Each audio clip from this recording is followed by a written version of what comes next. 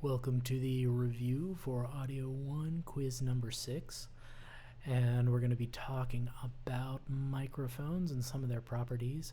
So that's why I kind of raised my mic here to be in the shot. I try to keep it just below frame for most of these, but you know, we're going to be messing with this a little bit. So we'll see if we can demonstrate some of the things that we're actually talking about here. So first of all, condenser microphones like this one, they get power from either external sources, from phantom power, or the electret self-charging. All three of those are ways to get the phantom power to the microphone. Polar pattern is a chart of the microphone's directional response, right? This is a cardioid, and let's see, I'll turn it around backwards. You can even see this little image right there of the heart, and you can actually hear, I think, that it's less clear because it's not pointing at me anymore. I rotate it back toward me, and now much clearer, coming from that direction of a cardioid pattern. So omnidirectional, that means it would pick up equally from all sides, right? Had I turned around backwards, it would have sounded the same all the way through, pointing up to the ceiling, pointing at you. Bidirectional means that it's picking up from two sides, but not the other two sides, right? So from the back over here and from the front, it would be picking up, but not so much from the top and the bottom. Cardioid, like I said, it picks up from one side and not so much from the other. Good. Microphones that are said to respond equally at all frequencies are flat. I would say a flat frequency response. Apparently that's a true-false question, and I forget what was false about it, but flat frequency response, when it responds equally to all frequencies, it's usually what we want. The transient response is the measure of how quickly a microphone diaphragm will react when it's hit by the acoustic wave. Condenser microphones, they're going to be a little faster. They're going to pick up those high frequencies faster than like a moving coil. It's going to take it a little longer for it to respond to the sound.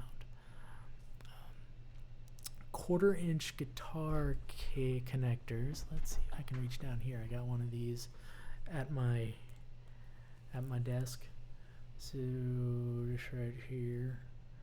Right, that is not going to be able to carry a balanced signal because it's only got the two connectors. Sorry, trying to get away from the words, right? You got the tip and you got the sleeve. There's no ring. If there were a ring, then you could send a balanced signal across it. So getting rid of low frequencies out of a microphone, you can do several different things, right? A shock mount, that will help get rid of it. Microphone choice, right? If you choose a microphone that is better at getting rid of those low frequencies, then that can help. Or use a roll-off filter, a high-pass filter.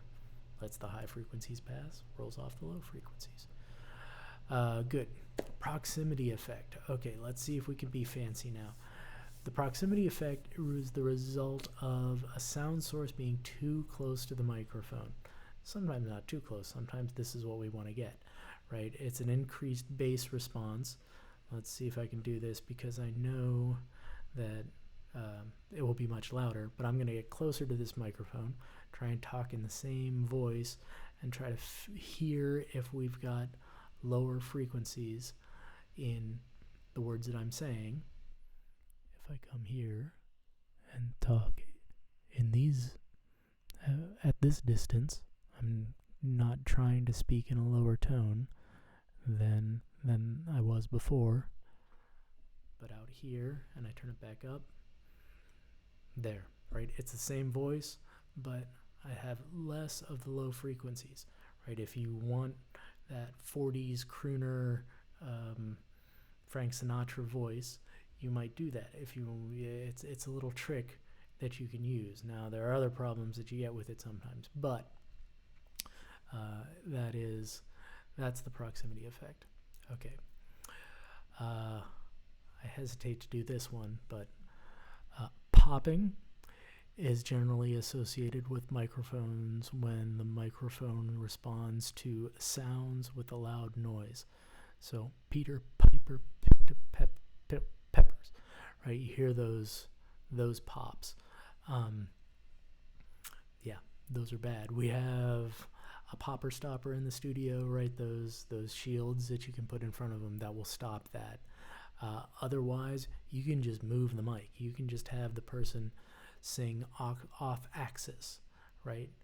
So if that's the next thing, the off axis pickup occurs because sound arrives from a different direction. So if I were doing that tongue twister, I would just have my face move a little bit off axis. So now my P's are going away from the diaphragm. Peter Piper picked a peck. Why can't I do that? Peter Piper picked a peck of pickled peppers, and it doesn't pop. Okay. And the more I get off axis, we get that same sort of sound again where we're losing a lot of the high frequencies, and I come back and the high frequencies are back. Okay, good. I hope that was educational and demonstrated some of those things. Good. And otherwise, like the kangaroo picked a peck of peppers, I'm not surprised.